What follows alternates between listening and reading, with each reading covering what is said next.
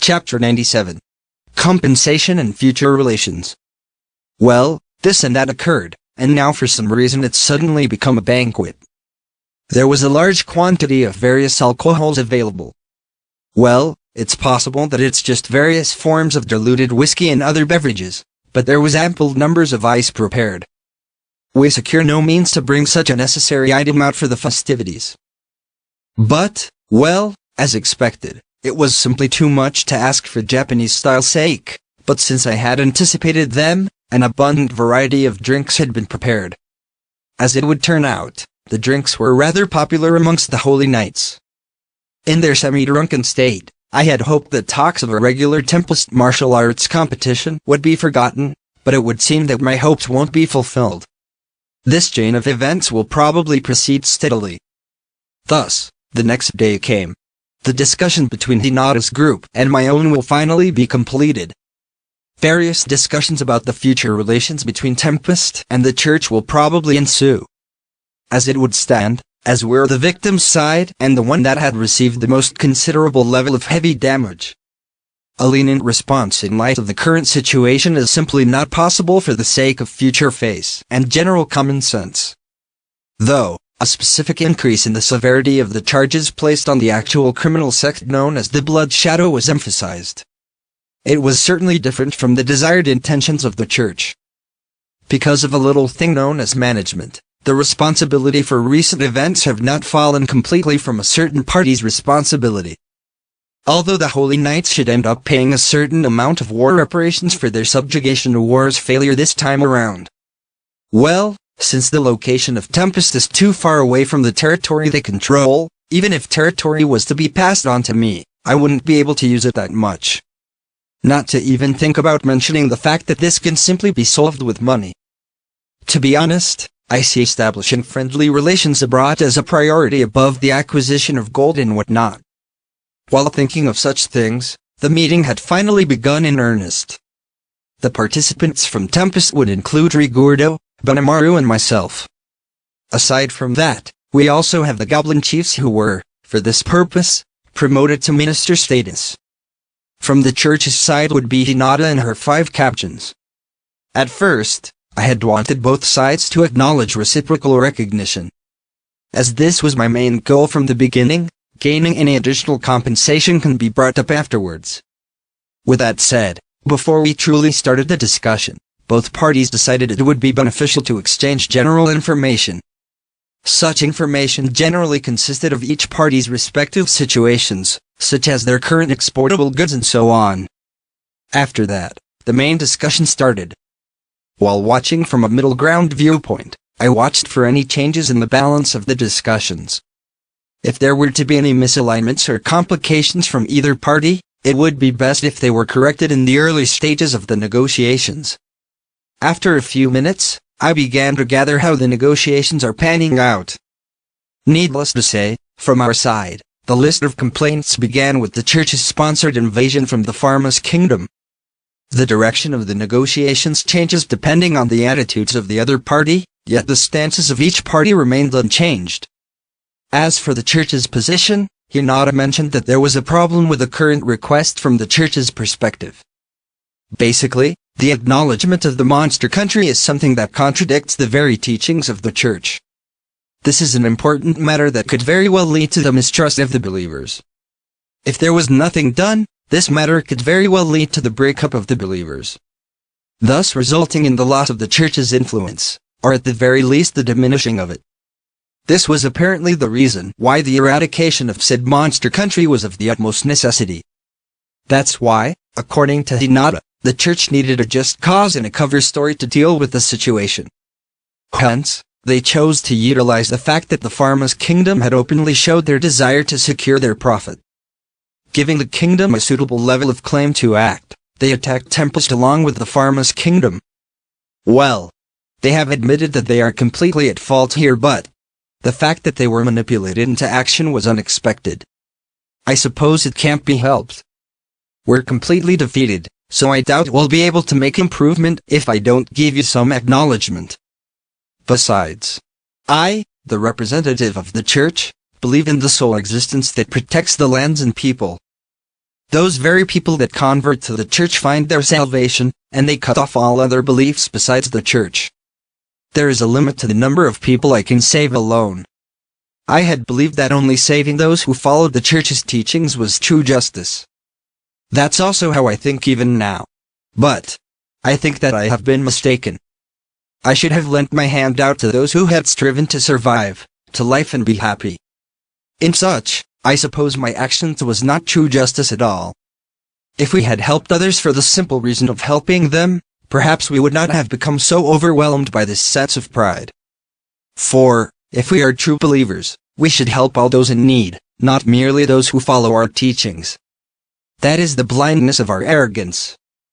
To even seek to attain this with every ounce of our power is probably the least we can do. As if making a mental development, and as a result finding some level of satisfaction. Hinata's face showed a bright smile as she spoke. For the old Hinata, to only save believers was the logical choice. To abandon those who do not believe in the church's teachings. She didn't have the strength to save every last person who needed help, who looked into the sky begging for a savior. It was a wish she probably thought was something that could never be realized. That's why she decided that those who followed the teachings of God should be given priority to be saved. Her logical and calculative personality had cut off the non-believers cold-heartedly. While she stayed true to her personal principle, in her heart, she was only lying to herself up until now. In the end, the number of people she saved was quite limited. The very lines she drew limited the life that could have been sustained. She could never be everywhere at once, but limiting the choice of who to save ended up leading to making incorrect decisions. In the end, while it is impossible to save everyone, there were far more lives that could have been saved. The line that Hinata had drawn before her own heart was whether a person was a believer or not. To not acknowledge someone as a true person unless they were a believer, to forget the pain of not saving them. That's why Hinata greatly feared a decrease in the number of believers. If the number of people who believed decreased, it was like saying the number of people she could protect was reduced. Well, she was little hard-hearted in the beginning. Her train of thought is also a bit skewed, though I can understand her reasoning more or less. I too came from the same world as her after all. Those who place all of their trust in God, leaving their decisions to those who interpret said God's teachings, often end up narrow-minded. Those who lack the ability to make their own decisions will often make the wrong ones, leading to a spiral of decay. I'm only treated like an enemy because of the current interpretation of the church's doctrine. With that alone, I don't mind their actions, though religion in general becomes suspicious. If people were just more flexible and tried to see other points of view, the number of conflicts would be reduced severely. Well, there's always the other reason for conflicts. Human nature. Often war ends up being waged over profits, authority, and the like, leading to them beating each other until they're black and blue. In the end, there are those who seek to enrich themselves to obtain an advantage, whereas those who are serious believers to their faith will often be left crying in defeat. Well, it is a story that's quite easy to gauge really. I simply need to be the one who doesn't cry in the end. Or rather, I should say the one who tries to not fall behind. In short, I need to consider my own intentions. Rather than complaining to others, if they use their heads, they will be able to come up with better solutions. Well, most people are quite difficult in turning the viewpoint around to place themselves in an advantageous position. It's almost second to human nature if one thinks about it. Well, it might just be an idea, but it's a good idea to not just believe in a partner blindly. In this regard, I think Hinata may be a bit too serious. From now on, I recommend that she should live more freely. Get some proper life experience besides her narrow-minded upbringing. At any rate, thanks to Hinata being so honest and admitting to her own faults, the talks were able to proceed smoothly. It seems that there were no objections from the captains either. It's probable that they have a strong belief in Hinata, so they wouldn't voice any objections to what Hinata says. A large part of the discussion was examining both the situation, as well as both parties' recognition that the conflicts between both sides are now over, with the church admitting to their faults. Now comes to the point of discussion: compensation, but before that happened. My apologies, but there are certain things that I want to say in that regard. With that, Hinata began to share her thoughts. After listening to what she said, it seems that her higher-ups in the church within the Holy Kingdom, Rubarius, had no connection with her attack. It seems that the hierarchy of the church, or at the very least the positions relating to it, are rather complex. The Pope, the Sage King, or whomever, it seems that there are multiple individuals who stand at the top of the church's hierarchy. However, the true person that reigns at the top is the Holy Knight leader, Nicholas Cardinal. The rampage that had been unleashed this time, as well as the subjugation war, had nothing to do with the kingdom where the church is located. Therefore, in the end, the involvement of the Holy Kingdom Rubarius is limited to only Hinata. So even if I had demanded some form of compensation, Hinata's confession ended any hopes of me pursuing that direction. From her viewpoint, it's because she held the post as the head of the Pope's personal knight that things had become rather complicated. To note, personal knights and holy knights are two entirely different groups. Taking action solely from the Pope's demands, the so-called personal knights never leave the vicinity of the Pope without his command.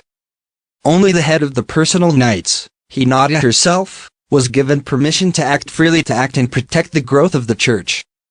That basically included overseeing the growth of the Holy Knight branch. It's because of her position that the Holy Kingdom isn't completely unrelated to the current incident. While it wasn't said openly, the responsibility of this incident falls completely on Hinata. It was in order to prevent any blame to the Holy Kingdom that Hinata had withdrawn from her position as the head of the personal knights. It's not like this was the end of the story either. Hinata had already been informed by her teachers that she could have been disposed of at any time. These teachers are known as the Seven Celestial Sages, as it were. Though it's not necessary to be too suspicious about this matter, I'd wager a guess that these first-class sages are rather brave and powerful. Since the Holy Kingdom of Rubarius had already made thorough preparations to cut ties with Hinata should she fail or cause trouble with her current actions, it's impossible to hold them accountable anymore. In this case at least, we will have to consider this as a separate issue from the Western Church, as it were. I suppose it will be necessary to consent with the Western Church this time. Then what's going to be done about the compensation? As I had previously mentioned, I'm not aiming for money for this situation. The aim was for the Church's side to acknowledge our existence, so after they give their acknowledgement, I want to press for a non-aggression pact. Well, my thoughts were interrupted by the Holy Knight named Arno. I don't really see any problems with this. If you or your people were truly evil, there's no reason for us to still exist right now. With those words, he showed his approval. In contrast to the Holy Knight, Arno's opinion was the vice captain, the Holy Knight called Leonard. However, there's still a problem. How are we supposed to deal with the current teachings of the Church? Especially when the entire authority of the Church depends on it. When he said this, his brow furrowed, conveying he is rather unconvinced. With both this, and Hinata's worries being conveyed, they seem to be the same. In the worst-case scenario, there's even the chance of the Church's dissolution. The important issue is to protect the people during the resolution of current hostilities. I don't care what happens to the Church, in all honesty. With that, I'll be focusing on the protection of the people first. Unlike the rational, practical Hinata, the believers of the Church will likely focus all of their contempt towards the Church. If the Church itself vanishes, the Holy Knight order that defends the people from monsters will likely scatter. As if to break my train of thought, the deeply troubled Leonard spoke again. Even so, the inhabitants of this country are certainly not wicked beings like we had previously thought. Why not simply let this information be announced instead? In fact, even the goblins and orcs, which makes up a majority of the population, have figures quite similar to that of human beings. As for the lizardmen, well, they were already considered to be demi-humans anyways. There's no need to think about the Dragonute class position. Even in the case of the Honest, rather than be considered a low-class monster, there are many humans who even view them to be within the ranks of land gods and deities. In short, there's no teachings that state that demi-humans and demigods are wicked, right? In short, the monsters aren't monsters, and thus aren't wicked as the Church's doctrines teach. Basically what he's saying is to admit my entire population into demi-human status, allowing us the same treatment as the dwarves. This can probably lead to, at the very least, some level of mutual understanding. This is similar to points that Arno had mentioned before in the discussion, but he wasn't able to really drive the point home. Basically, this is a point of compromise that is entirely political. We decided to adopt this opinion and were then able to rapidly carry out the negotiation, examining every possible detail. In this fashion, we managed to create a basic draft for the compromise. By the way, it seems that the hierarchy of the church accepted and recognized the current status of our citizens. This was accompanied by us being informed that the Holy Knights would be performing a regular cultural in place of a regular compensation. Above everything else, as an additional compensation, we were given a failed experiment of theirs. Basically a set of experimental equipment that they weren't able to complete. As for Hinata's broken sword, we were given that as well, and the few pieces of spirit armor that weren't completely destroyed. Analyzing them was fairly simple. At any rate, I passed over a duplicated sword to Hinata to replace her sword, since she was pretty much defenseless currently. To note, the analysis of the spirit armor was actually a major development. I also had the chance to analyze the spirit equipment the Holy Knights used. My current attributes are darkness and magic. Basically, I wouldn't be able to use the holy attribute affiliated equipment as is, but I think there's a possibility to modify them. It would seem that these are state secret class weapons, yet we're sitting here, perfectly fine to just analyze them. If I were to take this as a compensation, I suppose there's no problem with this much. With this country of ours, things will gradually grow more advanced and sophisticated. Not to mention, well-armed.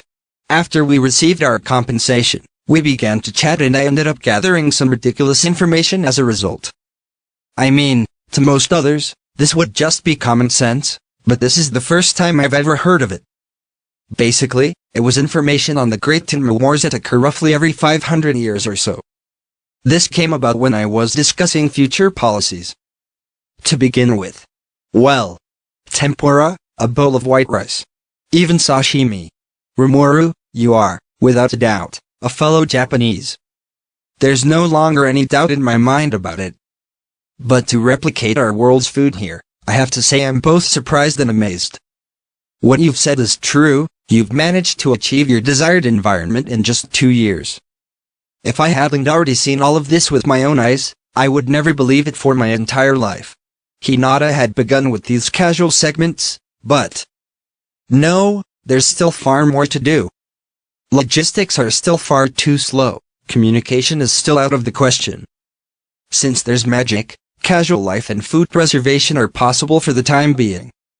The worst part right now is definitely culture. There's still just far too little depth in our environment. It will take some time, but one day it will be worked into the society. My aims currently are the main developments of our highway network and its maintenance. I want to get a safe and secure passage to be developed. We're currently working on it, and it's progressively taking shape. Following that, I want to work on information transfer. I gave up on wireless communication a while ago since I just have no knowledge on the subject. However, though transmission is greatly enhanced via the incorporation of magic steel, so I plan on taking advantage of this for the short and mid-term. When the magic steel is connected intercity through a space through the use of shadow step, it's possible to communicate with them without the use of an excessive quantity of magic. What do you think? Convenient, isn't it? Well, I boasted a little. In reality, not only between our cities, but a network that will connect even the villages is planned. Bester's been developing a long-range telecommunication technology he's calling ComGems. It's too magic concentrated if a visual image is also being conveyed during the communication, so it's currently impossible to include each village. It's something to look into for the future. If the steel wires were to be processed and finally stretched out, it's possible to handle it with manpower alone. If the shadow step space were to be used instead, then this process could be done effortlessly without any obstacles. After that, we'll have to just wait for the development and refinement of the receiver point. As expected, from a person who lived in the era of information, the speed of transferring information takes a special place in my desires. Hinata was obviously amazed by my plans. That's all well and fine. Be careful not to go too far. You'll be attacked by an angel. Hinata said this with a casual tone. Angel? What the heck was that? What about an angel? Hinata seemed to notice my puzzlement and continued. You didn't know? Every 500 years, the gates of heaven will open, allowing the angels to commence their invasion. Based on fundamentals, they don't attack human settlements all that often, but overly developed towns end up destroyed.